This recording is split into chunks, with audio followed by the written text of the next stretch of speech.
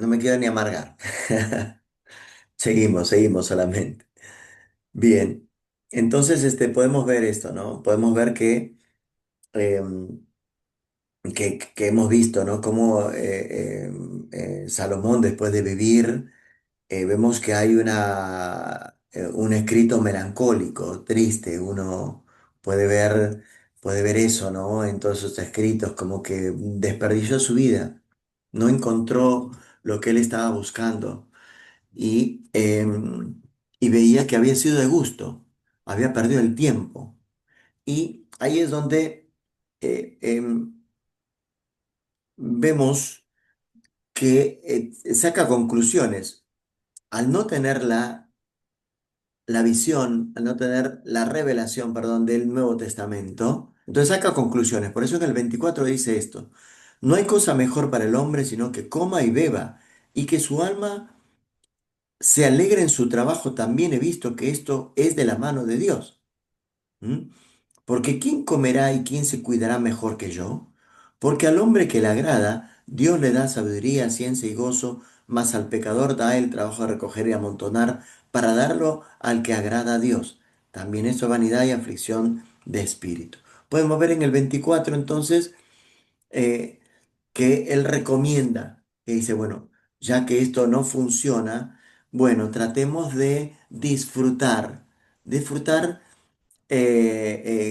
sabiendo que es el Señor aquel que te da las cosas y contentándote con lo que te da y disfrutarlas.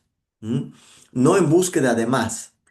Por ahí es una reflexión personal que él saca justamente de esto, que pare la búsqueda de más cosas, de más placeres y que disfrutes lo que tienes. Es parte, como habíamos dicho hace un principio, es parte de una verdad, ¿sí? Pero esa verdad después es completa justamente en Jesús. ¿Ok? Bien. Después vemos en el capítulo ya 3 la soberanía, habla acerca de la soberanía de Dios, no tanto de administración de los tiempos, ¿sí? En realidad, bueno, el,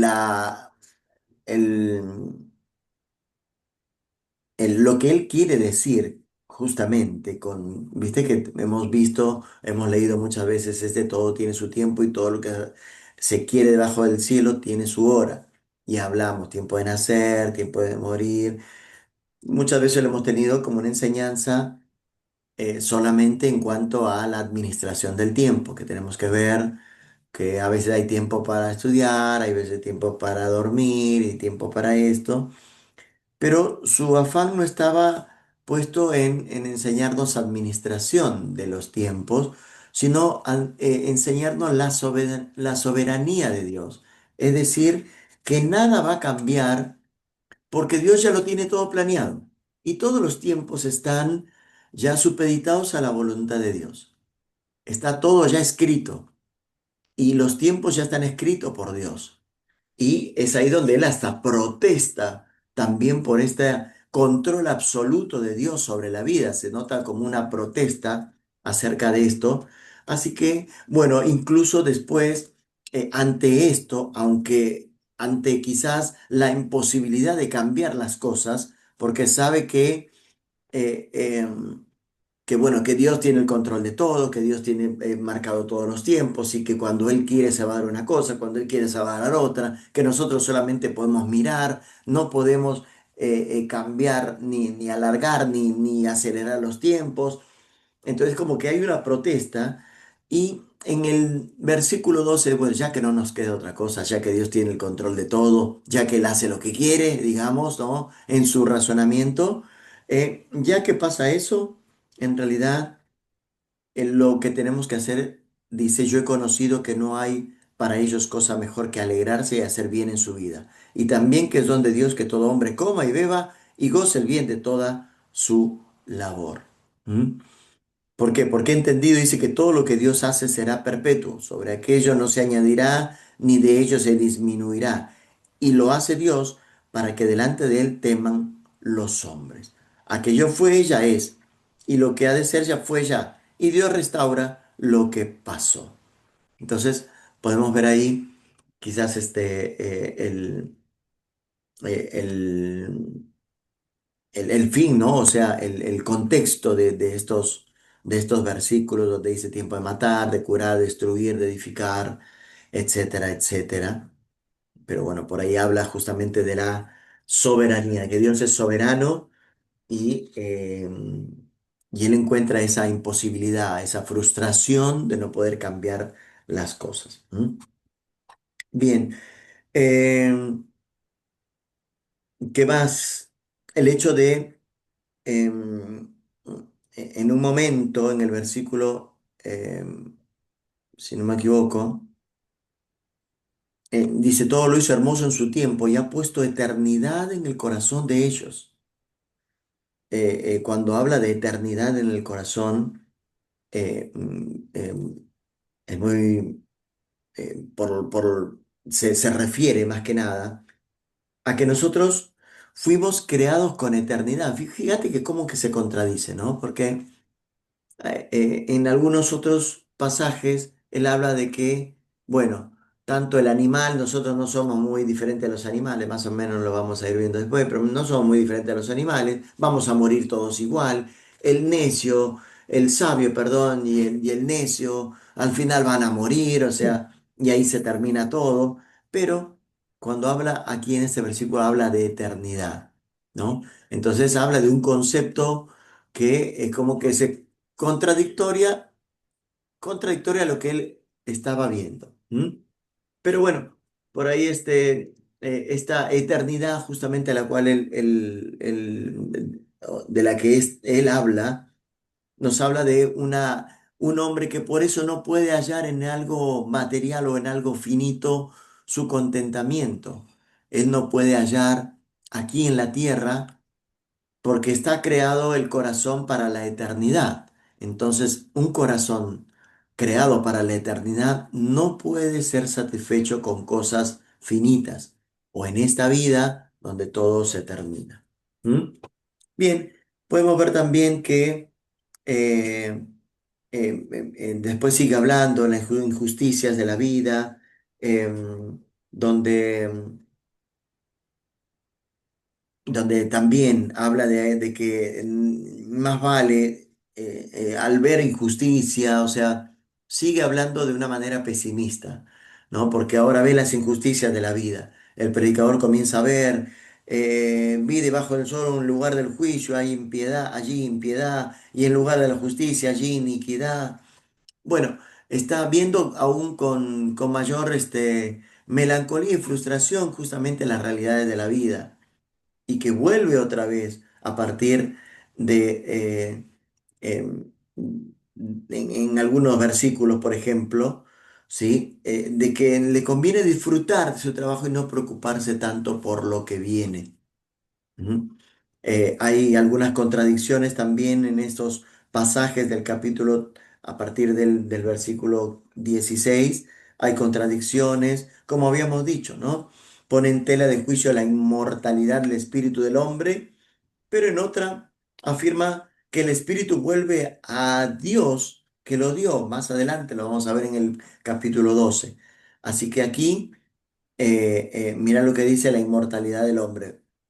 Dije, mi corazón es así por causa de los hijos de los hombres, para que Dios los pruebe y para que vean que ellos mismos son semejantes a las bestias. ¿Mm? Porque lo que sucede a los hijos de los hombres y lo que sucede a las bestias, un mismo suceso es. Como mueren los unos, así mueren los otros. Y una misma respiración tienen todos. Ni tienen más el hombre que la bestia, porque todo es vanidad. Y sigue el 20, escucha, todo va a un mismo lugar, todo es hecho del polvo y todo volverá al mismo polvo. Entonces, podemos ver que cómo este, esta reflexión, ¿no? En cuanto también sigue reflexionando, pero se sigue contradiciendo. A veces dice que tenemos un corazón eterno, pero de repente no, somos igual que los animales y vamos a morir y vamos a regresar al polvo y no va a pasar más nada. Bueno, entonces parte de ese hilo lógico de una persona que está atribulada, una persona que ha llegado a cierta edad en su vida y que dijo, he desperdiciado toda mi vida. ¿M? Bien, después podemos ver también en el capítulo 4 lo que habla justamente acerca de que recomienda un espíritu de cooperación cuando habla de mejores son dos que uno, porque tienen mejor paga de su trabajo. Porque si cayeren, el uno levantará a su compañero, pero hay del solo que cuando cayere no habrá segundo que lo levante. Una de las cosas que por ahí podemos ver que aunque Salomón, él no tenía una vida monógama, en este libro habla acerca justamente de esto, ¿no? No habla de la poligamia, o sea, de tener varias, en este caso mujeres, sino que nos alienta justamente a tener una, ¿sí? Después vemos que en el libro de los Cantares, que él también lo hace, fíjate, esto es lo que muchas veces no entienden los estudiosos, que como una persona que tuvo una vida tan, no sé si de un libertinaje sexual tan abierto, puede hablar de, de, de monogamia y de cómo se tiene que comportar con esa persona, ¿no? Bueno, es una de los grandes, por ahí preguntas acerca del escritor, ¿no? Por eso eh, se le atribuye al Espíritu Santo, ¿eh? A- a- al Señor eh, que lo guió para escribir estas cosas, ¿sí? Entonces, bueno, por ahí eh, podemos ver eso. Bien, en el capítulo 5 ya vemos algunos deberes para con Dios. El tema de esta sección del 5 y parte del 6 es la vanidad de la religión superficial, perdón, en cuanto a, mm, a ir a la casa del Señor, a acercarnos a Él y a escuchar. Mejor es obedecer que sacrificar, siempre en Samuel, pero habla de justamente la importancia de escuchar, ¿sí?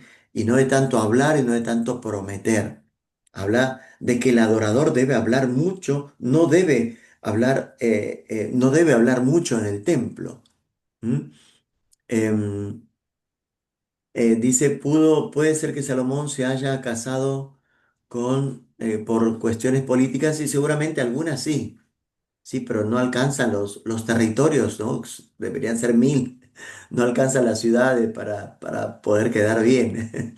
Así que quizás alguno debe haber sido eso, por ejemplo, la hija del faraón, seguramente es muy probable que haya empezado así, pero después, ¿no? Recordad que tenía 700 mujeres, esposas y 300 concubinas. Así que bueno, ¿qué va a ser? Salomón. Bien,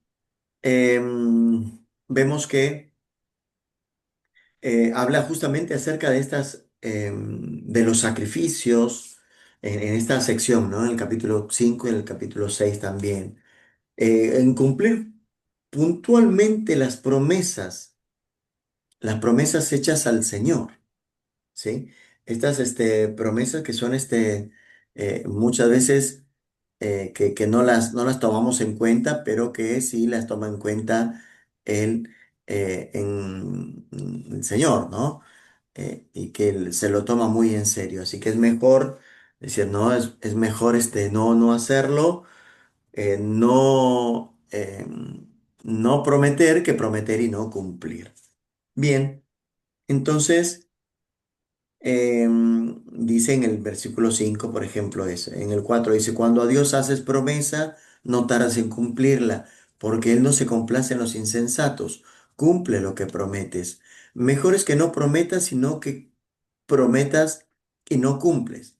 No dejes que tu boca te haga pecar, ni digas delante del ángel que fue por ignorancia, porque harás que Dios se enoje a causa de tu voz y que destruya las obras de tus manos. Bien, entonces, habla acerca de eso, ¿no? Donde abundan los sueños, también abundan las vanidades y las muchas palabras, mas tú teme a Dios. Bien, vemos también que ya a partir del 8, ¿sí? Algunas cuestiones en cuanto a la injusticia y a la opresión.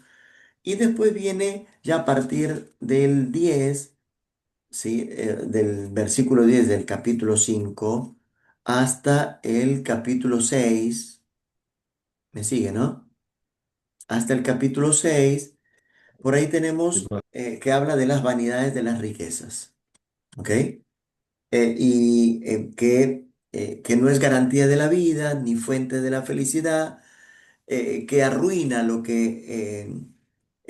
más que nada acerca del dinero, ¿no? Que arruina al que lo ama, pues el deseo por él es insaciable, que es difícil acumularlo, que te saca el sueño, que te da demasiadas preocupaciones, bueno, que es algo bastante real, por cierto, ¿no?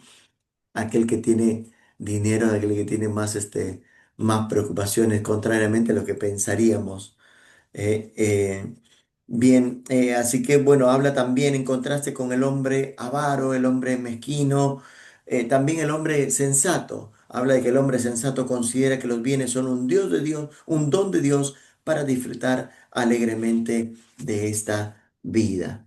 Bien, y después a partir del capítulo 7 vemos em, el contraste entre la sabiduría y la insensatez, que es una sección en donde presenta una serie de máximas, o sea, eh, de consejos o advertencias y proverbios a modo de refranes, distribuidos sin orden, sin ningún orden lógico. Estas sentencias comparativas introducen, por lo menos en los primeros versículos, la palabra mejores. Por eso este contraste entre la sabiduría y la insensatez. Lo que es mejor, es decir, siempre con esta frase, como dice en el versículo 1 del capítulo 7: mejor es la buena fama que el buen ungüento, y mejor el día de la muerte que el día del nacimiento. Fíjate que en varias oportunidades habla de esto, que para el predicador es mejor los días antes de nacer o los días después de morir que los días de estar vivo. Fíjate hasta qué punto llegó su aflicción. ¿M? Fíjate hasta qué punto su frustración en la vida y después de haber desperdiciado gran parte de su vida, que habla de esto, ¿no? Mejor el día de la muerte que el día del nacimiento. Si uno lee esto, dice, ¿de qué está hablando? Pero tenemos que saber el contexto justamente del predicador, del escritor, como para poder entender por qué dice esto, ¿no? Y bueno, después sigue. mm, Siguen los capítulos, hablan justamente en esta sección proverbios y refranes distribuidos acerca del sabio, acerca de la sabiduría, del corazón del necio, el corazón del sabio, hasta el capítulo 2 inclusive. ¿M? Bien, podemos ver también que tenemos eso de manera general, ¿sí? Pero después, desglosando un poquito, podemos ver que en el capítulo 7 nosotros ya tenemos contraste en la sabiduría y la insensatez. Eh, el predicador observa que el justo no vive más años ni es más feliz que el malo. Así que a veces incluso ve lo contrario. Así que aconseja moderación en justicia, maldad y sabiduría. ¿No? comienza a ver una de las problemáticas justamente que habíamos visto en el libro de Job. Después también podemos ver que a partir del versículo 25 dice, me volví y fijé mi corazón para saber examinar e inquirir la sabiduría y la razón y para conocer la maldad de la insensatez y el desvarío del error. Fíjate que en varias oportunidades dice me volví, ¿no? Es decir, como una persona que está buscando un camino, que está buscando algo y él se pasó la vida así. Y dice, bueno, y ahora me fijé en las riquezas, y después en el placer, y después estuve en el vino, después me volví, y ahora me volví otra vez a ver la sabiduría. Así que podemos ver que en el libro cuenta cómo él durante toda gran parte de su vida, él estuvo en búsqueda de algo, ¿no? Buscando esa satisfacción personal. Por eso dice que otra vez volvió a la sabiduría, otra vez eh, pero, eh, pero no lo encuentra. Incluso habla de que no encuentra hombres sabios, ni mujer tampoco. O sea, bueno, la idea de esto que habla de la mujer, ¿no? Tenemos que verla en el contexto también cultural del tiempo. Porque él encuentra solo un hombre justo entre mil, pero ninguna mujer en ese número. O sea, ¿sí? Las mata, digamos. Pero bueno, verla también desde el contexto cultural, por supuesto, ¿no? Bien, ¿qué más? Siguen los capítulos, en el capítulo 8 también trata la importancia humana, eh, de la importancia humana mientras habla de la injusticia humana, de la importancia del hombre, pero de la injusticia propio justamente de la humanidad. eh, que los justos sufren el castigo de los malos y viceversa, como dentro de la humanidad se va dando estas cosas. Eso también es sin sentido. Así que no queda al hombre otra cosa que comer, beber y alegrarse. Fíjense que él iba buscando, él iba observando, y en cada pasaje de su búsqueda iba reflexionando sobre justamente qué es lo que vio y veía que todo era vanidad y él iba dándose cuenta justamente que lo único que nos queda es comer, beber y alegrarse. ¿Mm? Por supuesto, sin una revelación especial del Señor, ¿sí? Una revelación, no tenía tampoco una revelación del destino. Para él la muerte acaba con todo. En el capítulo 9 él habla al respecto. ¿Mm? Por ahí habla de los justos, de los sabios, pero dice en el versículo 2: todo acontece de la misma manera a todos. Un mismo suceso ocurre al justo y al impío, al bueno, al limpio y al no limpio, al que sacrifica y al que no sacrifica, como al bueno así al que peca, al que jura como al que teme el juramento.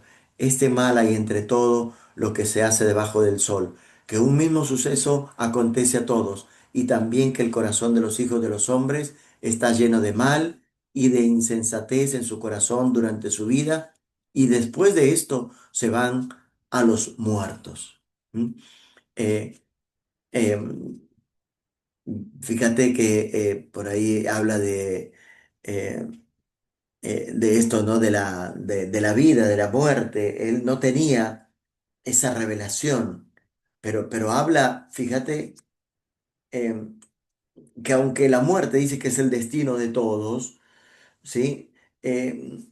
Dice un perro vivo es mejor que un león muerto. Que la vida en su peor forma, fíjate, cómo es preferible la muerte porque la muerte, el ser no es consciente de nada. Toda sensación y emoción dejan de existir. Fíjate la melancolía con lo que le dice, ¿no? Dice en el versículo 5: porque los que viven saben que han de morir, pero los muertos nada saben, ni tienen más paga, porque su memoria es puesta en olvido. También su amor y su odio y su envidia fenecieron ya, y nunca más tendrán parte en todo lo que se hace debajo del sol. Y dice, anda y come tu pan con gozo y bebe tu vino con alegre corazón, porque tus obras ya son agradables a Dios. Entonces, em, ahí es donde podemos ver que él sigue con esa mirada, ¿no? Frustrada, melancólica, pesimista de la vida. ¿Mm? Bien. Por supuesto que aunque nos dice que comamos, que bebamos, no es completamente hedonista. O sea, no es que él después de esas vivencias se queda con que sí, hay que seguir buscando o entronando las riquezas, ¿no? Em, no aconseja que debemos buscar los placeres como una finalidad.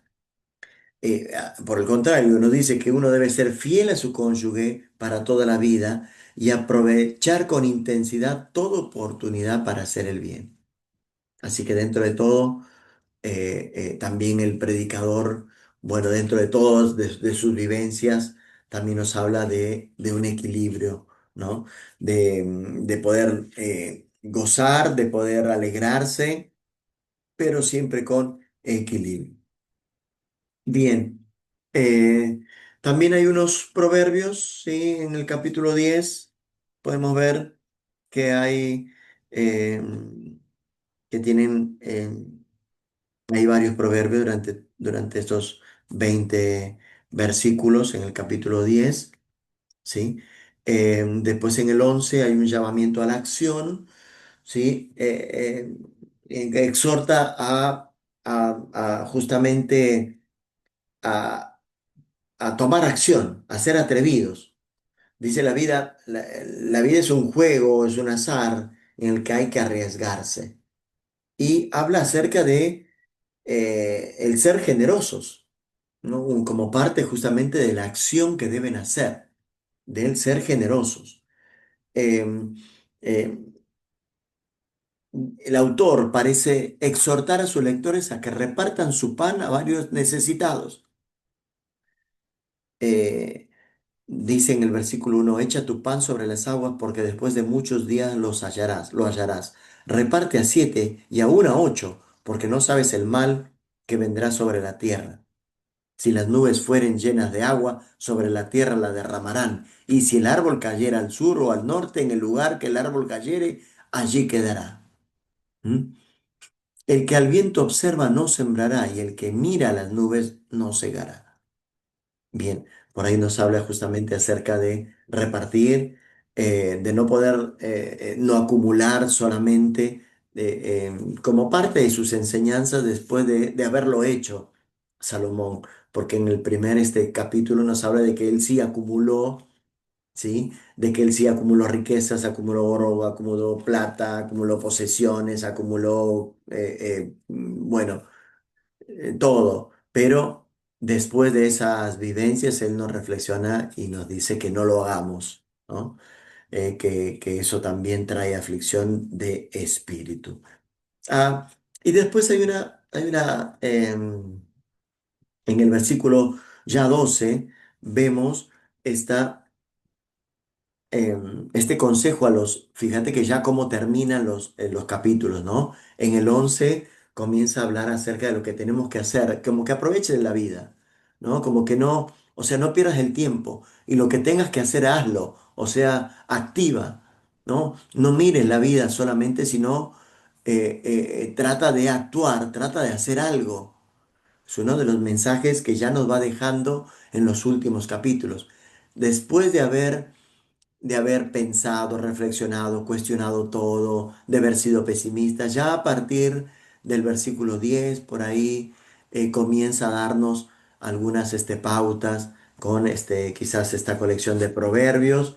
En el capítulo 11 habla acerca de tomar acción, de no quedarse, no te quedes mirando la vida que se te pasa, tenés que hacer lo que Dios te manda hacer. Podemos traer esa enseñanza hoy de esa manera a nuestras vidas, ¿no? ¿Qué le pasa, qué le pasaba al predicador? Y miró, observó, pero nunca hizo lo que Dios tenía que hacer. Le dijo que haga. Él desperdició su vida, sus talentos, su sabiduría en cosas vanas. Entonces él le dice, bueno, no te quedes con los brazos cruzados, activa, haz algo, haz algo. Y por supuesto que ya comienza a verlo reflejado en cuanto a hacer las cosas buenas, hacer la voluntad de Dios, a ser dadivosos, a repartir y por supuesto sigue los consejos y en el capítulo 12 le da consejos a los jóvenes. Entonces ya un poco fíjate cómo podemos, ya a partir del 11, ¿viste? En Consejos para la Juventud, en el versículo 9, 11:9, comienza a aconsejarle la sabiduría. Y ahora podemos ver quizás un poco mejor por qué le habla así a la juventud. Porque él desperdició su juventud, sus fuerzas, las desperdició en búsqueda de algo eh, efímero, o sea, de algo que realmente al encontrar cosas efímeras no le dio esa respuesta y esa gratificación personal. Por eso le dice a los jóvenes, y le dice así, alégrate joven en tu juventud y no tome placer tu corazón en los días de tu adolescencia, y anda en los caminos de tu corazón y en la vista de tus ojos, pero sabe que sobre todas estas cosas te juzgará Dios. Quita pues de tu corazón el enojo y aparta de tu carne el mal, porque la adolescencia y la juventud son vanidad. Y le dice en el 12, acuérdate de tu Creador en los días de tu juventud, seguramente porque él se olvidó de Dios en los días de su juventud. Y por eso les dice esto, ¿no? A los jóvenes, antes que vengan los días malos, que él ya los estaba sintiendo, él ya los estaba viviendo, y lleguen los años de los cuales digas, no tengo en ellos contentamiento. Fíjate cómo este versículo o este pasaje que lo hemos leído, quizá enseñado, predicado, bueno, ahora toma un poco más de sentido quizás al saber quién lo dijo y por qué lo dijo, ¿no? Esta persona que dice, no hagas esto joven porque te va a llegar el día en el que mires para atrás en la vida y digas, wow, ¿a dónde he llegado? Y estoy en unos años en los cuales no puedo tener contentamiento porque he desperdiciado todo. Antes que se oscurezca el sol y la luz y la luna y las estrellas y vuelvan las nubes tras la lluvia, cuando temblarán los guardas de la casa y se encorvarán. Ah, fíjate, aquí habla acerca de los años o los días, ¿no? Días malos y los años, y llegan los años en los cuales digan, no tengo años que yo contentamiento. Fíjate que está hablando de la vejez. Antes que llegue esos años, que te llegues a decir, la verdad, no estoy feliz, no estoy contento, estoy quizá frustrado con mi proceder durante la vida.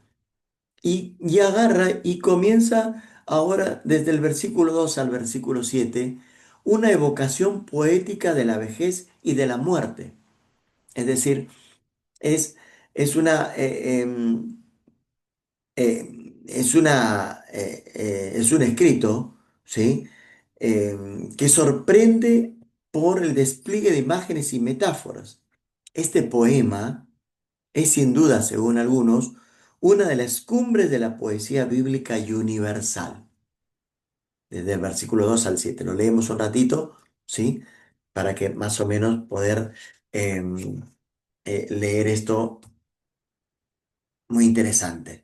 Estos que, según los estudiosos y según aquellos que estudian los libros poéticos, dice que esta es una obra de arte poética, ¿sí?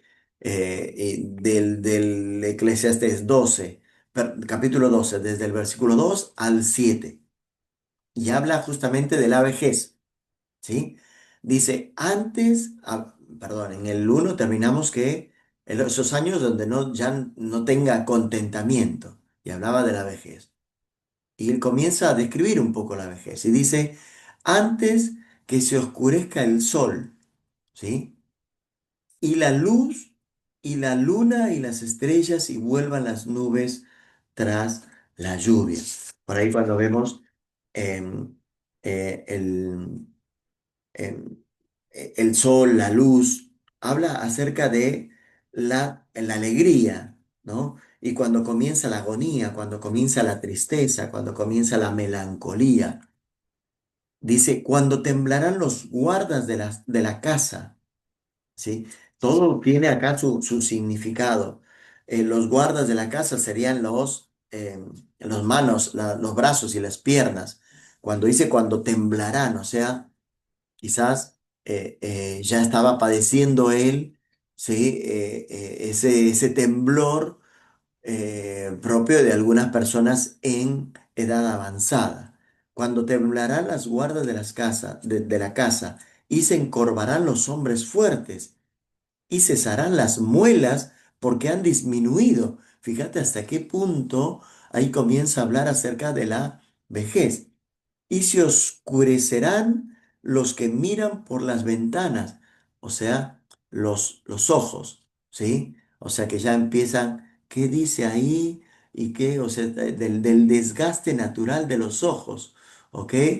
Mira, así que todos aquellos que estamos con lentes ahora, ya, bueno, estamos deschavando, ¿no? Más o menos, ¿eh? Y dice, y las puertas de afuera se cerrarán. Cuando dice habla de las puertas de afuera, metafóricamente acerca de las orejas, o sea, de que perderá la audición. ¿Eh? Por el bajo del ruido de la muela, cuando se levantará la voz del ave y todas las hijas del canto serán abatidas. Cuando también temerán de lo que es alto y habrá terrores en el camino. Es decir, ya llega el momento en el que él sentía ya en su vejez que no podía andar sin esos temores. Uy, me voy a caer y qué pasa si aquí me caigo, me rompo la cadera y si quién me levanta. Bueno, todos esos temores no solo a las alturas, sino a los caminos.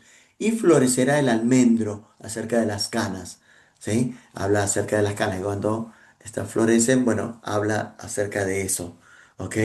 Y la langosta será una carga y se perderá el apetito porque el hombre va a su morada eterna y los endechadores andarán alrededor por las calles antes que la cadena de plata se quiebre. Aquí hace una referencia un poco a, em, son figuras de la muerte, ¿ok?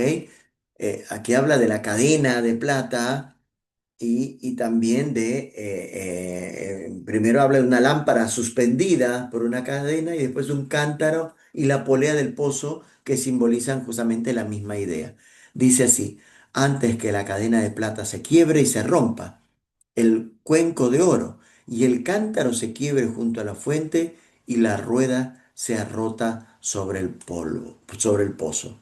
Y el polvo vuelva a la tierra como era, y el espíritu vuelva a Dios que lo dio.